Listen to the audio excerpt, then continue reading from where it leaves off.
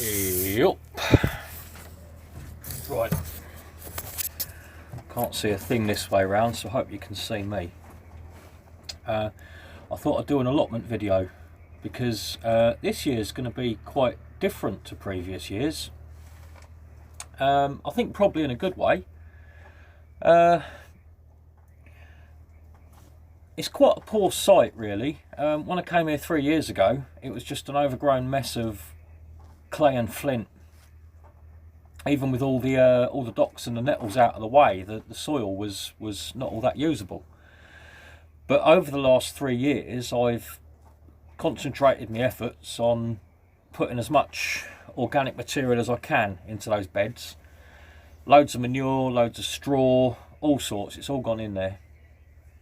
And actually, 3 years down the line, it's now usable. It's maintainable soil, which is just as well, because I can't get any bloody materials. Up until now, I've been using copious amounts of. I've got my own chickens, got my own manure, but you know, even so, I've been supplementing that with 6X, the chicken manure pellets. Also using quite a lot of agricultural lime because it's a very acidic site in terms of the soil. That leads to clubroot, and clubroot is everywhere, so my brassicas were all suffering. All of my broccoli, cabbages, cauliflowers, all of those really suffering with the clubroot. So the way to get around that is to get the soil a bit more alkaline using lots of lime. No longer available. I'm sure these are available somewhere, but not anywhere I can find. The other one, I used a lot of blood, fish and bone as a long-term slow release fertiliser. Lots of blood, fish and bone, which is basically just the dried up sweepings of an abattoir floor, you know. Natural product, just ground up dead stuff, does the job. Not available. So I've had to turn my thoughts to how I can scale up on something that I've always done anyway. Obviously, I like the idea of self-sufficiency. It looks like this summer, this growing season, is going to be a pretty self-sufficient one. Like I said, thankfully I've always dabbled in that. I do have the means to go about this and still produce decent crops this summer, even with a lack of materials. Let me show you how.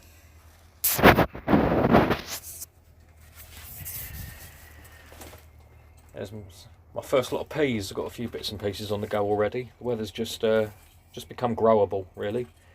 Still getting some cold nights. Where's the thermometer? That's not too bad. It's been down to 2.8 degrees at night, and during the day we've had a maximum of 31. So yeah, we're into the growing season now. As it begins, you know. Got my potatoes chitting. Just waiting until there's no risk of frost before they go in. Although my first earlies, these are a variety called Foremost. I always do my first earlies in tubs in the greenhouse because it gets them off to a head start. Doesn't matter if there's a frost outside, they'll be fine in here. When I had to root around, now even compost, you see, compost is yeah, you can get it in supermarkets, but I don't want to buy my compost in supermarkets. It's crap quality. It costs a fortune, and it's just inconvenient to have to try and get it home with your monthly shop. And with the way things they are at the moment, I am trying to limit my big shops to one a month. Luckily, I'm in the habit of going to Wilkinson's late summer, early autumn. If you go in September, just before they clear the shelves of all the garden stuff and start filling it up with all the Halloween stuff, you can get some real bargains. Luckily, last autumn, I went in there and I picked up a few boxes of this. I think they were about £1 each, whereas they're normally £2.50 or something. They were £1 each, so I grabbed 3 or 4 of those. And even though this is old compost, I've not been able to get, well, I've not been bothered to go to a supermarket and get big bags of substandard compost. I've reused my old clover. I swear by clover, it's beautiful stuff, really good quality compost. It's never failed me. So what I've done is I've reused last year's stuff and I've mixed it in with a decent amount of this, which luckily I stashed when it was going cheap at the end of last year. Right, let's show you what else I've got in mind to combat this lack of material problem. Oh, look at her, eh? Oh, yeah. Actually, first stop, Comfrey. I planted, the sun's not great, sorry about that. I planted quite a lot of Comfrey last year. There's a few teasel in there as well for the bees and the birds. Comfrey is a very deep-rooted mineral accumulator. It can be a bit of a pest if you get the wrong type. If you get the common one, it self-seeds all over the place, and before you know it, you've got a Comfrey problem. Sorry, Comfrey problem. Either way. What I've got here, this is actually a sterile hybrid of Russian Comfrey and common English Comfrey. It's a sterile hybrid in that when it produces seeds after it's flowered, those seeds are sterile.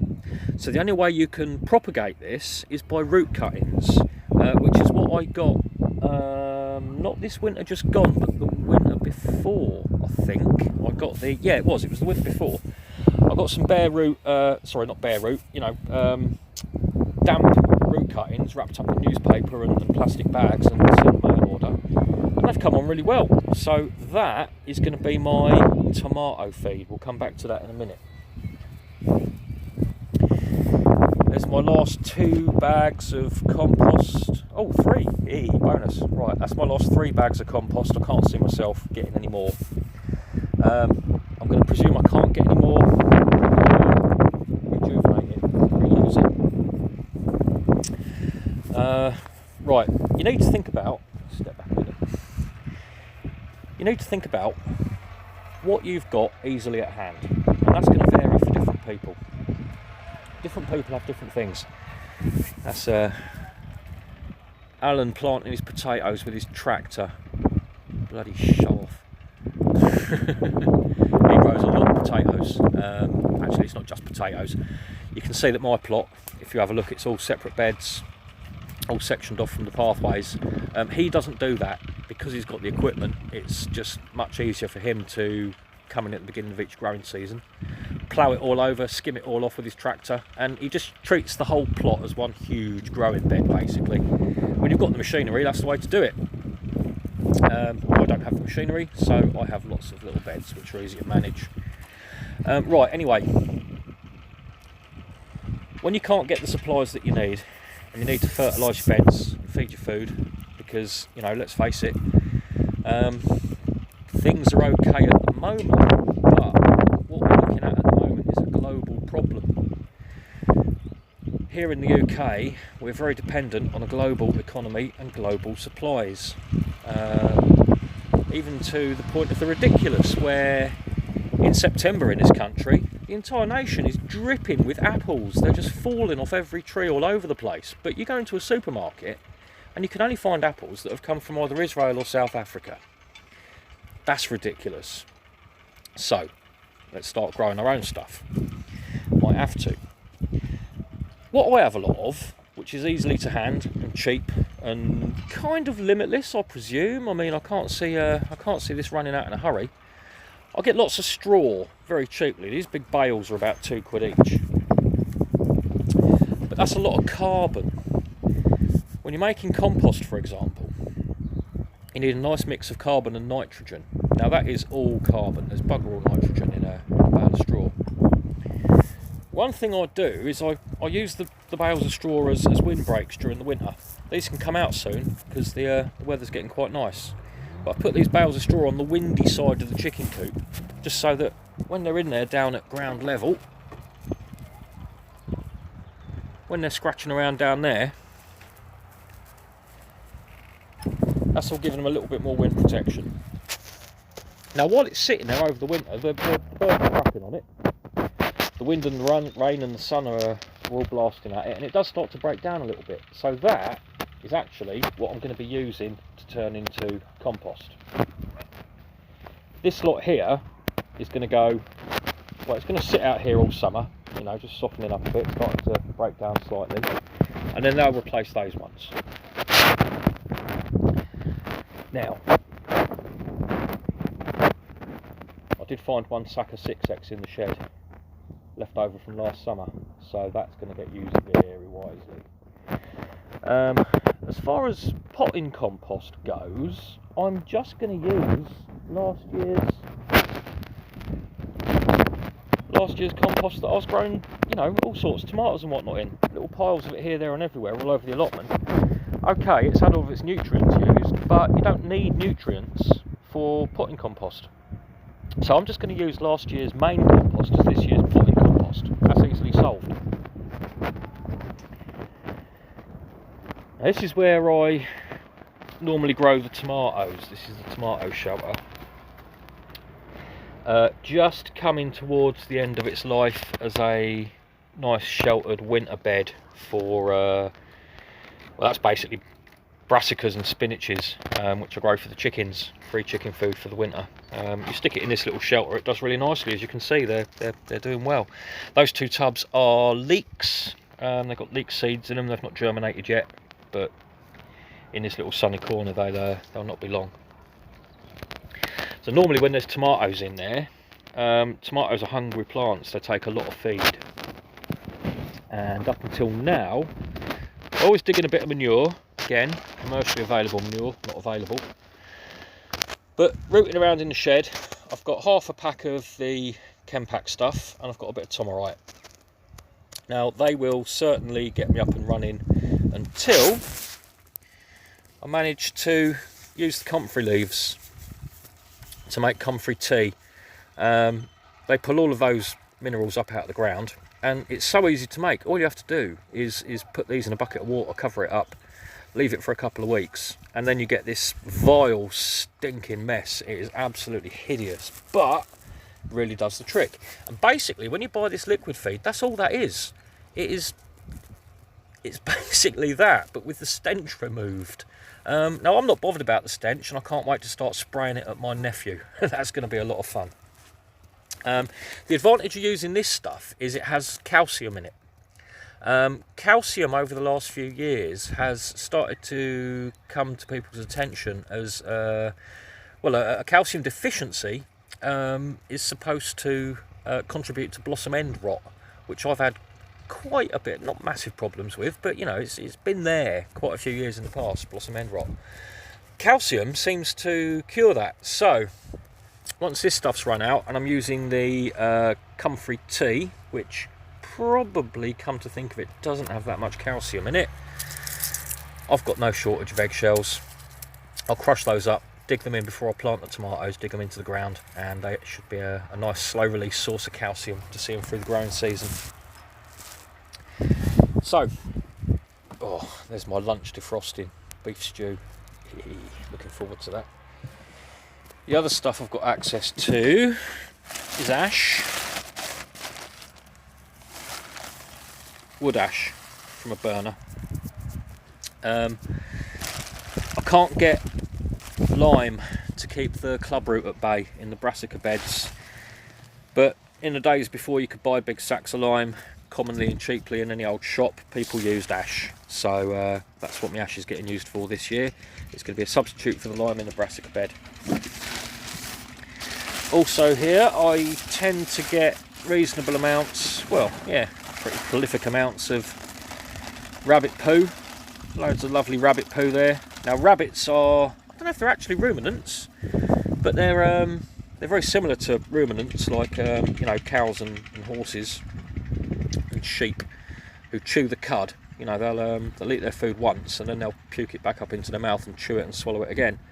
Rabbits kind of do the same thing, but what they actually do is a bit of fruit stuff in there as well, bananas and oranges.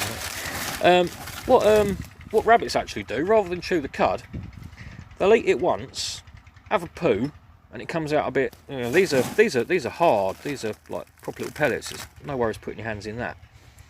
The first one that comes out is a bit slimy and sticky and horrible, a bit more like a, you know, like you'd imagine a poo to be.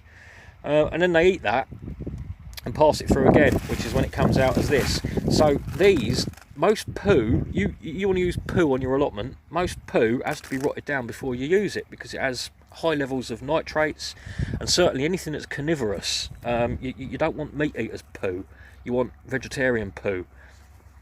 Yeah, that's about all they're good for. But you want vegetarian poo on your allotment and in your compost heap. But this is actually ready to go. These rabbit ones, because they've been through twice, you don't have to rot it down. You can actually just use this as a really convenient pelletized manure and scatter it around. As soon as it gets rained on, it all breaks down and it's ready to go. Great stuff, that is. Lovely. Right, onto the main compost heap. Now on this heap, I get a lot of the chicken waste, which is a lot of straw, again very high carbon. Let's have a look for a bit of chicken poo. Anyway, yeah, it's very heavy on the carbon side. It's got a lot of chicken poo in it. This is what's gone on recently. If I just give that a scrape and see what's going on underneath. We've probably got, yeah, there we go. Probably got some semi-usable. Oh, look at the worms in that. Nice one. Beauty. Right, if I keep, I won't bother keep going, but if I keep going, that will be down to a fair amount of usable compost. That's not a great image for you, is it? Sorry, but I don't know if you can see, that is all rotting down nicely. Now, one of the ways I combat the high levels of carbon in this, you've got the chicken poo, obviously, that all does a good job. Never waste a single drop of wee when you're on your allotment. It's liquid gold, I tell you. I'm probably one of the only people on YouTube who's a wee enthusiast who doesn't deserve to be on some sort of register. Do you know what I mean? It's lovely. It's great. Use it on your compost, because especially when you've got lots of this crunchy high carbon stuff. If you use wee and grass clippings are another brilliant source. You can see I've got quite a few grass clippings mixed in here. They're a bit dry because I've not been turning this over yet, but once I start turning this over, it's sat there dormant all winter. It should start to fire up again, and the more I can wee on it, the quicker it'll all cook down into a usable compost. So there's various options there, you know, sort of all self-sufficient, all self-sustaining. Various bits and pieces that I pick up along the way, and as much urine as I can produce. I think that will get me through the summer. Hopefully, I've changed my tack. I've changed my tack a little bit in what I'm growing this year, in possible anticipation of a lean winter ahead. Who knows? I'm turning my attention a bit more this year to really reliable, long storage produce. Lots of things like potatoes, onions, carrots, swedes, squashes, you know, things that you can put away for winter, because I am getting a bit worried about where this is all going to be going in terms of food availability. So yeah, there you go, new approach this year, something I've always wanted to do anyway. I'm quite enthusiastic about it. And I'll be thinking of other ways as well. I'll be having a look around and seeing what sort of resources I've got available, which are sources of free fertiliser and free soil improver for the allotment. Always great to have the chickens. Best place to start if you're making your own compost and whatnot. And what's really nice, there hasn't been a plane in the sky all day.